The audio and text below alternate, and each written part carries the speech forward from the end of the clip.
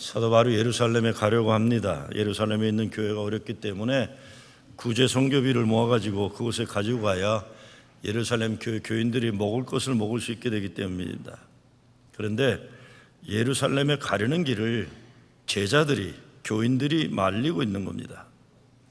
4절에 보면 성령의 감동으로 가지 말라고 하고 11절에 보면 성령이 말씀하시기를 예루살렘에 가면 밧줄에 꽁꽁 묶여서 감옥에 갈 걸 보이셨다고 하면서 가지 말라고 하는 겁니다.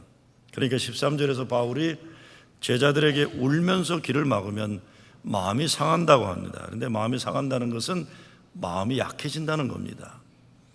자꾸 그러면 예루살렘으로 가려는 결단이 약해지니까 그러지 말라고 부탁하는 겁니다. 성령이 가로막는다 하는데도 사도 바울에 가야 한다는 것은 무슨 뜻입니까? 성령이 가로막는다는 것은 이 경우에는 그 길이 감옥에 가는 길임을 보여주는 거예요. 순교의 길임을 보여주는 겁니다.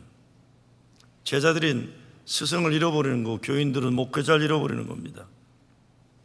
그러니 가지 말기를 바라요. 그런데 바울은 알면서도 가야 한다고 하는 겁니다. 제가 모셨던 담임 목사님이 두 분 계셨습니다. 한 분은 1980년대 후반에 보스턴에서 목회하시다가 한국에 들어가셔서는 금방 통일운동 하시다 감옥에 들어가셨어요. 제가 너무나 가슴이 아파서 한국 가서 찾아뵈려고 하는데 감옥소에서 안 받고 면회를 불허합니다. 한국이란 나라가 또 되는 것도 안 되기도 하지만 안 되는 것도 되기도 하는지 제가 가지를 않고 천하 가장 불쌍한 얼굴을 지면서 거기 담당자에게 제 스승이신데 제가 미국 가기 전에 꼭 뵙고 싶습니다 그랬더니 가만히 저를 보더니 그래요. 진짜 스승이십니까? 그래서 예, 제 스승입니다. 잠깐만 기다려 그랬더니 잠시 한 3분간 면회를 허락해 주셨어요. 제가 우리 목사님한테 그랬어요. 목사님 꼭 이렇게 하셔야 되는 겁니까? 그랬어요. 그게 뭐 87년인가 6년인가 했대요. 꼭 이렇게 하셔야 되는 겁니다. 이렇게 그냥 목회만 하시지 잘 감옥까지 가셔야 되는 겁니까? 근데 목사님이 저를 가만히 보시더니 내가 감당해야 할 몫이다 이것이. 그래 너는 목회 잘해라 그러셨어요. 그래 너는 목회 잘해라. 그 이후에도 그 목사님은 그 길을 가셨어요. 제가 두 번째 모셨던 시카고에서 모셨던 목사님은 진짜 그분은 완전히 또 대단한 분이셨어요. 개척교회 하실 때 교회 중심 리더들이 의사들이었어요. 이 목사님은 공동번역까지 하신 구약학 박사신데 교회 한 몇십 명 안 되지만 박사학위도 있는 목사를 모셔다가 나이 거의 40초도 안 됐는데 본인들도 40초만 중반 되는 분들이 동네 유지들이 의사들이에요.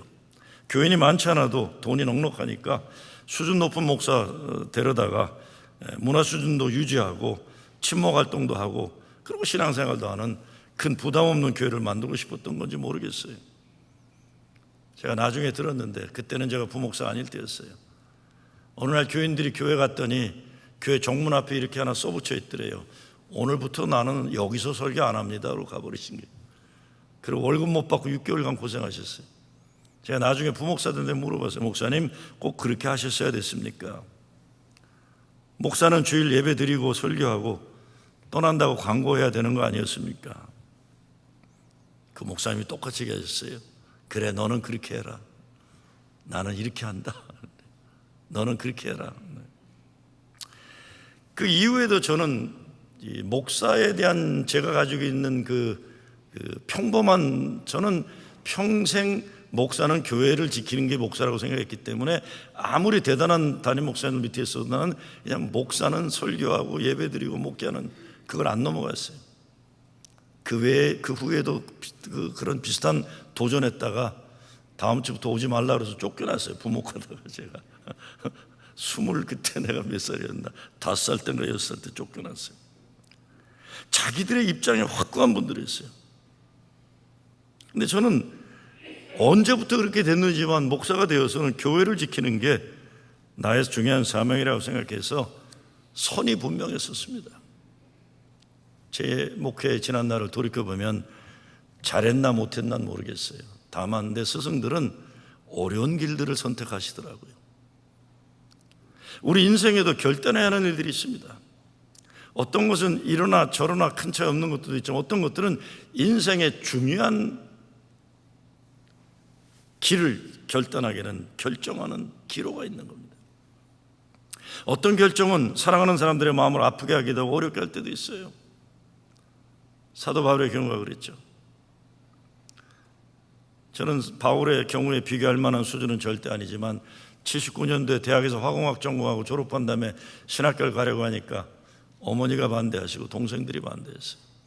우리 동생들이 아버지 돌아가시 얼마 되지 않았으면 형이 장남인데 돈 벌어서 가정 지켜야 되는 거 아니냐. 근데 그냥 6월에 졸업하고 9월에 신학교를 갔어요. 나중엔 다 동생들도 나를 이해하고 용서해 줬지만 평생 동생들에게 빚진 마음을 가지고 내가 살았어요. 어려운 결정이었어요. 저로서는. 목회지를 떠나는 것도 쉬운 결정이 아닙니다. 제가 미국의 고향이라고 하는 시카고에서 아틀란타로 목회하러 갈 때에 우리 아이들이 펄펄 뛰며 반대했어요. 왜 가야 되느냐. 갈래면 너나 가라. 갈래면. 왜 우리가 가야 되느냐. 어렸으니까. 도대체 아빠가 목사가 뭐 하는 짓이길래 맥도날드 가서 일하라 그러더라고요. 목사라면 하지 말고 맥도날드 일하면서 시카고 살면 안 되냐 그랬어요. 그러다가 18년 목회하던 교회를 그만두고 4년 전에 여기 왔어요. 뉴욕에 간다고 할 때 교인 다수가 어찌 그럴 수 있느냐, 왜 그래야 하느냐, 내 장례는 누가 치르느냐, 연세 많은 분들이 뭐 주일마다 오셨어요. 그리고 왔어요. 잘했는지 못했는지 우리 알지 못하면서 결정하고 결단하면서 우리 길을 가는 겁니다. 오직 하나님 인도하시고 예비하시고 지켜주시기만 바랄 뿐입니다. 사도 바울은 감옥의 길, 순교의 길을 택합니다. 과연 하나님의 뜻을 안다는 게 뭡니까? 사람이 가로막아도 가야 할 하나님의 길이 뭐겠습니까? 하나님의 뜻 순종하며 예루살렘으로 가요. 바울은 이 결단은 예수님이 겟세마네 동산에서 십자가의 길에 순종하는 결단과 같은 순교의 결단입니다. 근데 우리가 오늘 성경 말씀 보면서 정말 조심해야 하는 것이 있어요. 여러분나 저는 예수가 아니고 사도 바울이 아니라는 겁니다. 착각하면 안 됩니다. 이런 순교의 길을 하나님은 사도 바울과 같은 인물들에게 요구하는 것이지 저와 여러분과 같은 보통 사람의 이런 결단을 요구하지 않으세요. 착각하지 마시기 바랍니다. 저는 한 번도 순교라는 말을 내 목회 연관에 써본 적도 없고 교인들에게 순교적인 삶을 살라고 설계한 적 단 한 번도 없어요. 저는 우리 교인들이 순교하는 것 절대로 바라지 않습니다. 난 여러분이 건강하기를 바라요. 오래오래 장수하기를 바라고 장수하면서 자녀들이 효도받는 축복 누리기를 바라다 천국 가기를 바라지 순교하라고 기도하고 싶은 마음 요만큼도 없습니다. 순교하지 마시기 바랍니다. 어떤 사람들 보면 순교라는 말 함부로 쓰는데 조심해야 돼요. 가끔 보면 자기들 믿음이 좋다는 것을 드러내기 위해서 실제적으로는 아무것도 안 하면서 선교를 위해 순교 각오한다는 사람들이 있는데 가끔 이런 사람들 때문에 나라가 시끄러워져요. 뭐 그분들은 숭고한 마음으로 선교했다고 하지만 제가 보기에 객관적으로 보면 테러리스트들에 잡혀가지고 옛날에도 나라에서 그 사람들 구원하라고 수천만 불씩 써야 됐어요. 하나도 회개하는 마음이 없더라고요. 제가 보기엔 국가적인 손해를 끼치는 거 옳지 않다고 봐요. 북한 선교를 위해서 순교할 게 준비된 청년들이 뭐 300명이 된다고 큰 소리를 치는 교회가 내 봤는데 아직까지 북한 선교 순교한 청년 하나도 못 봤습니다. 순교란 말 그렇게 쓰는 거 아닙니다. 순교는 하나님이 택하시는 사도 바울 같은 특별한 사람들에게 감당케 하시는 거룩한 몫입니다. 그러니까 성령이 가로막는 거예요. 그러니까 보통 사람들은 잘 들으세요. 자기 가정, 자기 교회, 자기 생업의 울타리를 잘 지켜야 합니다. 수신제가 치국 평천하라는 말 제가 젊었을 땐 듣기 싫은 말이었는데 나이를 들어가면서 참 중요한 말이다 생각합니다. 중요한 말이라고 생각해요. 때로 하나님의 역사 가운데 우리로 하여금 하나님 나라의 필요가 절대적으로 앞서야 하는 때가 있습니다. 그때는 하나님이 우리를 필요한 만큼 쓰실 거예요. 그때는 순종해야 돼요. 그러나 보통의 경우에 하나님은 수신 제가를 잘하기를 원하신다고 저는 생각해요. 물론 이것이 이기적인 자기 것 챙기는 것과는 달라요. 내 가정을 하나님의 뜻에 따라 만들고 하나님의 뜻을 위해 쓰임받는 가정이 되는 것이니까 책임, 의미에서 내가 맡은 몫을 잘해야 되는 겁니다. 자기에게 주어진 몫은 못하면서 굉장히 딴 일 잘한다고 하는 사람들 보면, 내용 보면 허망한 사람들 참 많아요. 근데 우리가 하나님의 일을 위해 하나님의 뜻에 순종해야 하는데, 그때가 되면 방해하는 소리들이 있을 겁니다. 그때는 결단해야 되는데 어떻게 구별할 겁니까? 첫째, 때로 내 자신의 생각과 나 경험이 하나님이 부르심을 방해할 때가 있습니다. 하나님 미디안 광야에서 40년을 지낸 모세에게 민족의 지도자가 되어 출애굽을 하라고 명령하셨어요. 그때 모세가 뭐라고 합니까? 내가 누구간데 그런 일을 할 수 있으리까? 과거의 아픈 상처, 그리고 바로에 대한 분노와 동시에 두려움에 빠져서 하나님이 그를 거룩한 자리에 세우시고 거룩한 소명을 주시는데 자기 자신의 경험에 의해서 거부하는 거예요. 내가 무고한데 나는 못합니다. 때로 우리가 나 자신의 소리가 아니라 하나님의 소리를 들어야 할 때가 있습니다. 하나님이 모세에게 내 손에 있는 것이 무엇이나 물으셨어요. 꺼지지 않고 타는 떨기나무에서 내 가슴 속에 담겨있는 그 뜨거운 것, 그 불을 다시 찾아라. 하나님 도전해 주셨던 겁니다. 찾아야 됩니다. 얼마 전에 아주 능력 있는 젊은 목사가 미국 교회 목회하는데 저한테 그래요. 목사님, 저는 그냥 평범하게 조용하게 목회하는 거 좋습니다. 그래요. 그래서 제가 너무 개인주의, 소시민적인 것 중요하게 여기는 것 같다 그랬어요. 때로 쉼을 위해서나 가족을 위해서 잠시 그러는 건 좋지만 그런 편안한 생각으로 목회하는 거 오래가면 앞으로 굳어져서 목회 어렵다 그랬어요. 그러지 마라. 때로 나를 내어놓고, 때로 위험 부담이 있어도 나를 내어놓고 쓰임 받으려고 하는 겸손함도 있고 도전 정신이 있어야 하는 것이 아니냐. 젊은 사람이 뭐가 두렵냐. 그랬더니 미국 교회가 솔직히 너무 편하다는 거예요. 한인교회 목회를 하려고 생각하니 겁이 난다는 겁니다. 제가 그랬습니다. 한인교회 교인들 겉으로만 센 것 같이 속으로 진짜 착한 사람들이야 그랬어요. 그리고 한인교회 목회 목사들이 목회 어렵다고 하는 건 너같이 실력 있는 미국교회 목회하는 목사들 오면 경쟁 상대 되니까 그런 거니까 속지 마. 미국교회 너무 오래 있지 말고 한인교회 와 그랬어요. 저는 정말 그렇게 생각해요. 인구 밀도가 제일 높은 후러싱에 한인교회들이 여러 개 있어야지. 감리교회들이 무슨 뭐 엑시트 65다 이런 데다 나가 있어요. 한인교회들이. 난 이게 도대체 뭔 놈의 교단 정책인지 모르겠어요. 사람이 많은 베이사이드나 와이스톤이나 뭐 후러싱에 연합감리교회가 수십 개 있어야지. 한인교회들이 그냥 우리 교회 하나 딱 하나 차지하고 우리 교단이 하나 딱 나중에 교단된 중앙교회 하나 딱 옆에 있는 거예요. 말도 안 되는 정책입니다. 그냥 와서 주일 오면 우리 교회 비전센터, 우리 교회 예배당, 미국 교회 목회하는 목사들이 이름 붙이고 개척교회 해야 되냐, 오해야 되겠죠. 여기서 해야 돼, 여기서요. 그냥 이게 뭐 우리 교회 오후에 쓰지도 않는 빌딩인데. 우리 이민자들의 문제 가운데 하나가 미국에 와서 좀 살다 보면 신기하게 편안한 걸 좋아해요. 그러면서 자신감을 잃어버려요. 미국 생활 재밌는 거 찾는 건 좋아하는데 기죽어가지고 뭔가 소신껏 용기를 내야 하는 것이 겁나게 만드는 현실도 현실이고 자기 스스로가 자기를 위축시키는 생각과 경험을 쌓아가게 되는 겁니다. 잘 보세요. 내가 나를 그렇게 만들어요. 여기에 빠지지 말고 하나님이 날 부르신다 하면 하나님이 이루실 것이니까 거룩한 일에 부름받으면 응답할 수 있어야 됩니다. 두 번째는 다른 사람들이 자기들의 입장에서 아무리 좋은 뜻이라 그래도 자기들의 이익관계와 자기들 편한 것 때문에 우리에게 향한 하나님의 소리를 가로막으려 할 수가 있습니다.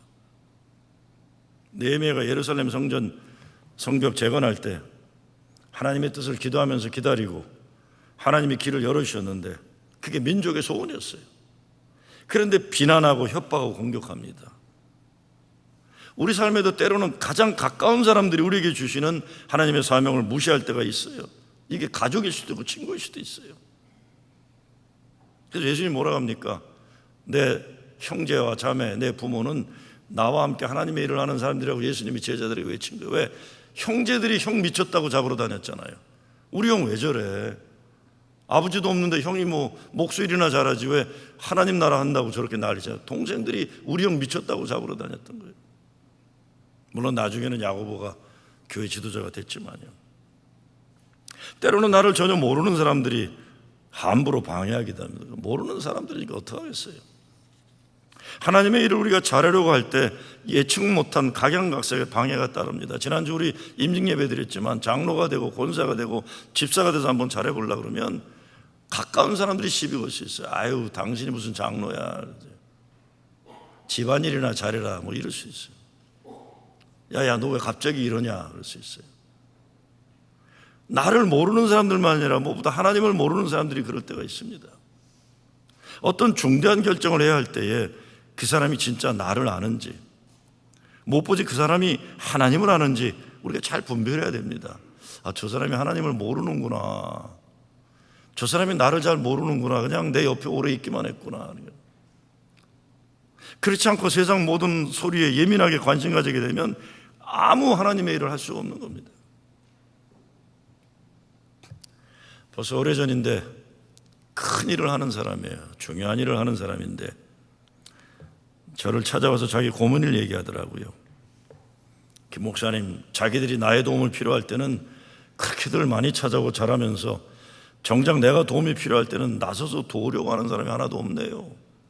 그런데 김 목사님마저 제가 잘못했다고 그렇게 공격을 하면 나는 어떡하란 말이요, 그래요. 제가 공격을 한 일이 있었어요. 나도 외로워요, 그러는 거예요. 나도 외로워요. 제가 그랬습니다. I love you.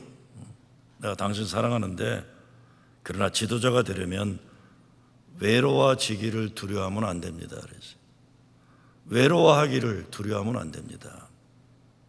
지도자들이 사람들의 인기를 기대한다거나 사람들이 좋아해 주기를 바라는 것에 빠지면 교회도 망하고 나라도 망합니다. 때로 아주 외로워져서 하나님의 뜻이 뭔가 이것만 찾아야 돼요. 그렇지 않으면 가정도 교회도 나라도 사람들 자기 관심과 이익에 이끌려서 가야 할 길 못 갑니다. 가야 할 길 못 가는 거예요. 내가 원하는 대로 돼달라는데 어떻게 그걸 합니까? 저는 그래서 나라의 지도자는 인기 투표 올라가고 내려오는 거 신경 쓰지 않아야 된다고 생각해요. 뭐 몇 프로 올랐다, 몇 프로 올랐다. 교회 목사도 말할 것도 없고 다 그래요. 사람들 눈치 보고 사람들 마음 살피느라 정작 하나님이 뜻하시는 것 잃어버리면 다 잃어버리는 겁니다. 세 번째, 잘못된 세상의 소리가 있어요. 정신 바짝 차려야 됩니다. 우리가. 제가 오늘 목회성에 썼지만 오늘날 미국과 같은 나라, 특별히 뉴욕과 같이 리버럴 문화, 세상 문화가 팽배한 땅에 잘못된 가치관에 우리 사로잡히면 안 됩니다. 작년에 카나다가 오락용 마리아나를 합법화했어요. 미국에서도 이미 여러 주에서 오락용 마리아나를 합법화합니다. 캐나다 사람들 가운데는 이런 것을 진보적인 개방된 사회라고 카나다에 대한 자부심을 가지는 사람들도 있는 것 같아요. 카나다 좋은 거 많습니다. 미국보다 이민자들에게 열려 있고 다문화 다인종 가치관을 중요하게 여기고, 그런데 마리화나를 합법화하는 것까지 자기 나라는 열린 나라고 성숙한 나라라고 자부심을 가진다면 그건 동의하기 어렵습니다. 문제는 미국은 이런 거를 카나다 따라가려고 그래요. 미국이 카나다를 따라가서 다문화 다인종 여러 이민자를 존중하는 이걸 배워야지 않고 무슨 마리아나 이런 거 따라가려고 하는 건 아니라고 봐요. 저는 특별히 뉴욕에 리버럴한 어젠다에 대해 무분별하게 자부심 가지는 사람들이 많다고 저는 생각합니다. Political correctness라는 말이 있어요. 정치적인 정담을 말하는 거. 인종차별이나 여성차별이나 반이민자적인 발언하지 않는 것, 이건 정치적으로 정답을 가졌다. 이건 좋은 예입니다. 그런데 정치적인 정답이라는 것이 대중 추종주의나 대중 인기주의에 빠지게 되면 나라 망하는 꼴 당하는 겁니다. 조금 정치적인 분야에 제가 개입하는 것이 위험성이 있지만 저는 요즘에 뉴욕 정치인들 가운데 대중 인기주의에 빠진 정치인들 좋게 보지 않습니다. 이건 제 생각입니다. 이거는 여러분이 안 받아도 상관없는 거예요. 퀸즈의 아마존 본사 들어오는 거 방해한 정치인들에 대해 저는 무책임한 면이 있다고 생각해요. 경제 발전의 방안은 찾지 못하면서 분배 정의에만 집착하는 이상주의자들, 저는 나라 망하게 한다고 생각해요. 옳지 않다고 생각합니다. 경제 발전과 분배 정의는 같이 가야지, 분배 정의를 주장하다가 경제 발전을 놓쳐버리면 이게 없는 거 가지고 뭘 나눠 먹겠습니까? 저는 아마존 오는 걸 기대했던 사람이니까 좀 리액션이 강할 수도 있어요. 뭐 젊은 정치인들 우리가 이겼다 그러는데 내가 다음에는 찍지 말아야겠다는 생각이 있어요. 저 사람들 찍으면 안 되겠다. 무슨 사회 이상주의적인 얘기만 해대면서 실제적인 실력을 발휘하지 못하면 국민 굶기는 거예요. 굶기는 거예요. 이건 제 의견이니까 이거는 싫으면 뭐 아니라고 해서 저는 기분 안 나쁘게 걱정하지 마시고, 성경적인 얘기가 아니라 제 의견일 뿐입니다. 교회 문제도 보면 우리 교회가 속한 이런 연합감리교, 특별히 뉴욕연회에 보면 정치적인 정답을 가진 사람들이 교권을 잡고 있다고 해도 과언이 아니에요. 보니까 이거 완전히 여기는 이 진보 이상주의자들이 꽉 잡고 있어요. 근데 이 사람들이 뭐가 있냐면 자기들의 입장은 옳고 의롭다는 생각이 강해서 자기들 의견과 다른 사람은 악하다는 생각이 또 강해요. 제가 가만히 보면요, 이건 제 개인 생각이지만요, 보수 우파들은 못된 짓 하면서 못됐다는 미안함을 좀 가지고 있어요. 가끔 보면요, 아, 우리가 못된 짓 한다. 그 사람들은 민망해해요, 어떤 때.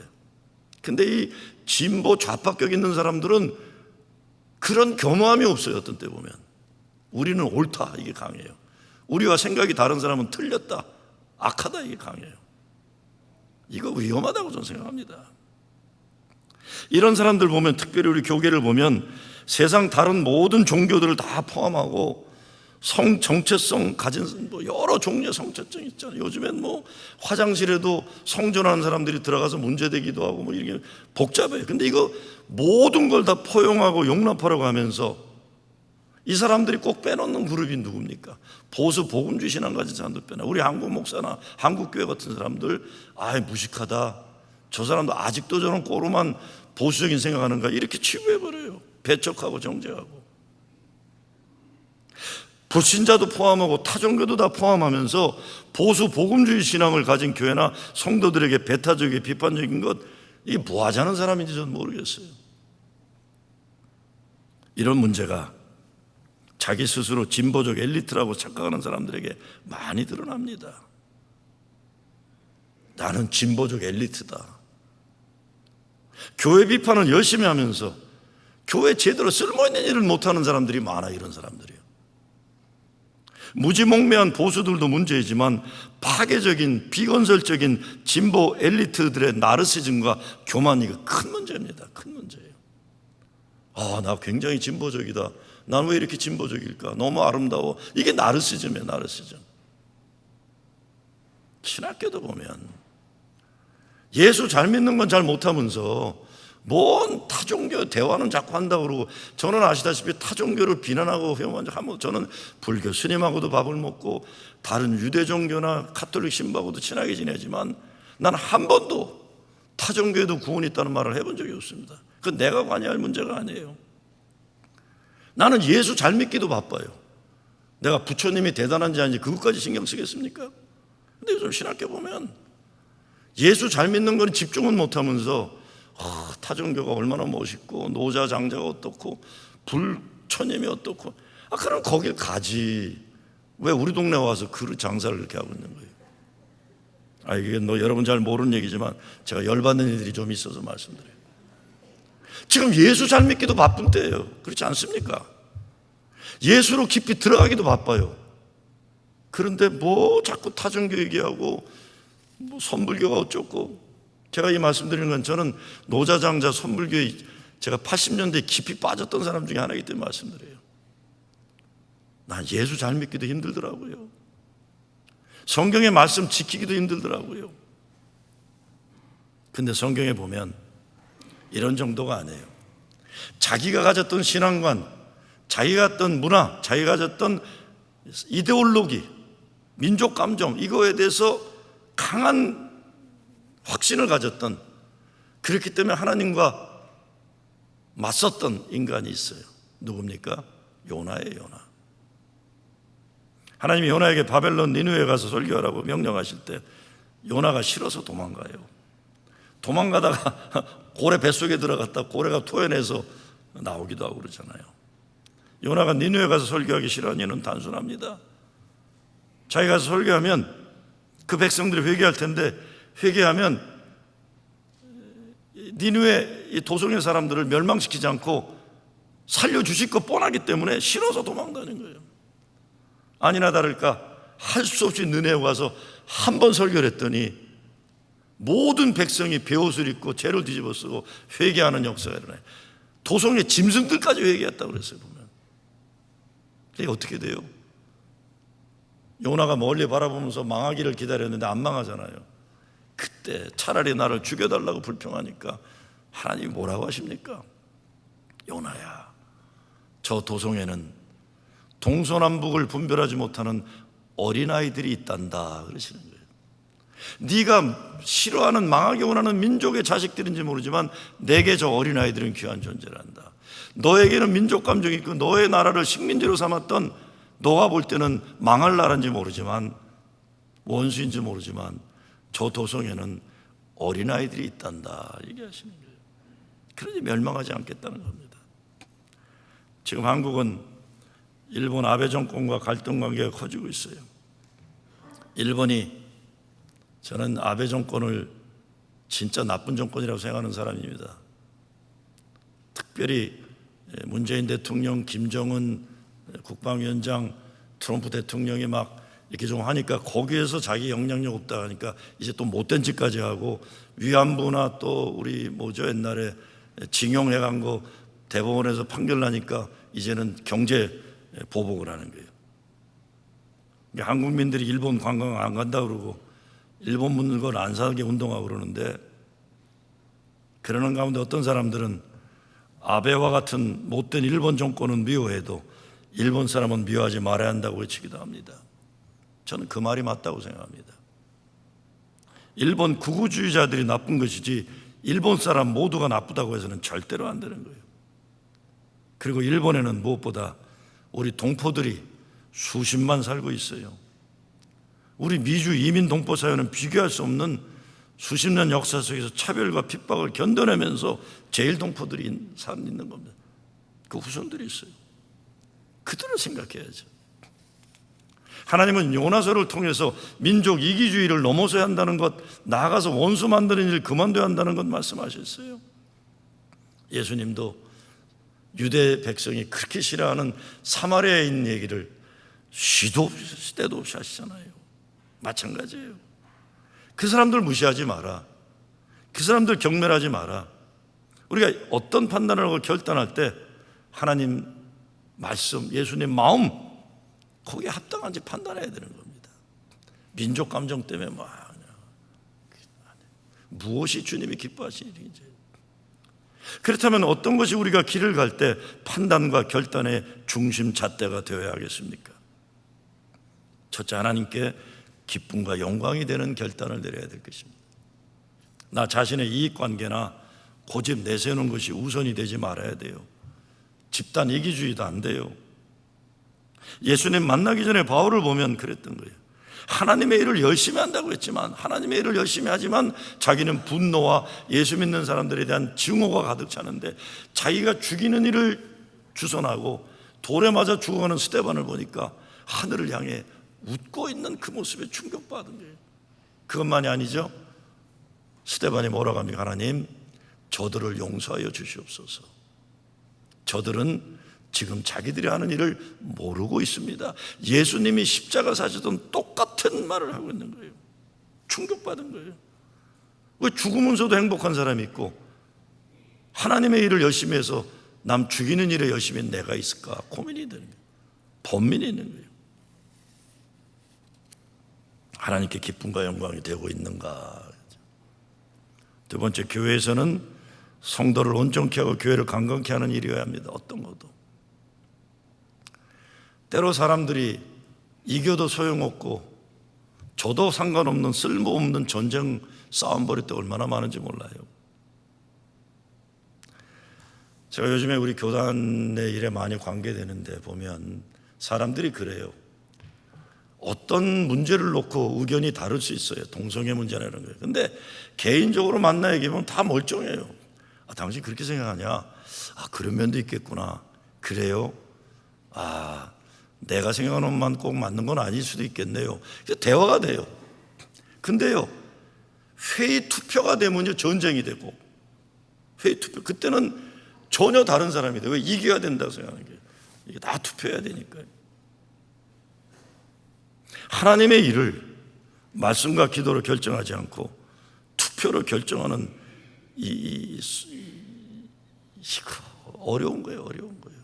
어려운 겁니다.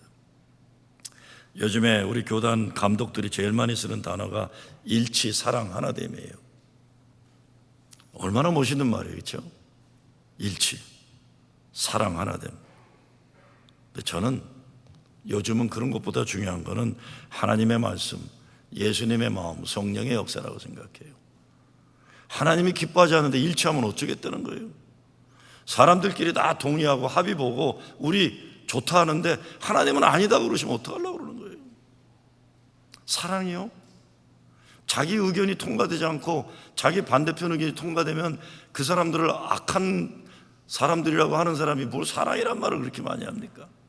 내 뜻대로 되면 사랑이고 내 뜻대로 안 되면 사랑이 아니니, 사랑이란 말 안 썼으면 좋겠어. 우리 예수 믿는 사람들 사랑 안 하면 좀 정직하기라도 하겠어요. 맨날 교단 모임하면 사랑한다고 얘기는 하는데 저게 사랑이라면 안 하고 싶다는 거예요. 하나됨, 상대방을 악한 집단으로 규정하는 사람들 하나됨은 건 지옥이에요. 지옥. 차라리 바나바와 바울이 의견이 달라 심히 싸웠지만 각기 자기 길 가면서 서로 최선 다해 전도하고 선교함으로 복음을 확장시켰던 그것처럼 우리도 그리하는 게 정직할지 몰라요. 자꾸 일치니 사랑이니 하나됨 외치면서 내용적으로는 엉망이고 그렇지 않을 때, 개인적으로나 가정에서도 어떤 결정할 때 믿음 생활 잘할 수 있는 결정인가, 자녀들 대학 보낼 때도 그렇고 집 이사 갈 때도 그렇고 이런 결정이 예수 잘 믿는 데 도움이 되는가, 교회 잘 섬기는 데 도움이 되는가 판단할 수 있어야 됩니다. 어렵지만요. 제가 전에 섬겼던 교회 장로님들 가운데 은퇴하시고 교회 옆으로 이사 온 분들이 여러 분 계셨어요. 은퇴하기 전에는 시간이 많이 없어서 새벽 기도회나 교회 모임 잘 참석도 못하고 교회 잘 못했는데 이제 교회 화장실 청소도 하겠다고 그러고 아이들 프로그램 오면 자원봉사도 하겠다고 그러고 행복하게 교회 섬기는 거예요. 은퇴를 하거나 이사하면서 교회를 잘 섬기기 위해서 결단하는 분들 계신 거 참 감사한 일이에요. 얼마나 귀한 일인지 몰라요. 어제 새벽에 보니까 교회 연세 드신 권사님들이 저한테 오시더니 우리 80 넘은 여자들이 이 물동이 들고 다니는 거 너무 힘들어서 허리 부러질 것 같으니까 교회 앞에다가 파이프 좀 놔달라고 그랬어요. 무슨 말인가 봤더니 요즘에 그냥 교회 주변에 화단 가꾸고 요즘에 그 뭐죠? 이렇게 올라가는 나무 뭐라 그러지? 이렇게 올라가는 거 있잖아요.